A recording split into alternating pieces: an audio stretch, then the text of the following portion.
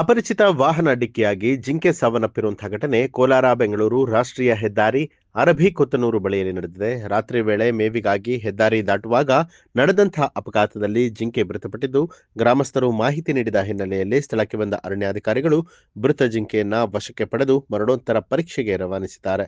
ಇನ್ನು ರಾತ್ರಿ ವೇಳೆ ಕಾಡು ಪ್ರಾಣಿಗಳು ಓಡಾಟವನ್ನ ಮಾಡ್ತಾ ಇರುವಂತದ್ದು ಹೆದ್ದಾರಿಯಲ್ಲಿ ಎಚ್ಚರಿಕೆಯಿಂದ ವಾಹನ ಸಂಚಾರವನ್ನ ಮಾಡುವಂತೆ ಅರಣ್ಯ ಸಿಬ್ಬಂದಿಗಳು ಸೂಚಿಸಿದ್ದಾರೆ. ಲೈಟ್ ಅಡ್ಡ ಬಂದಿರೋದು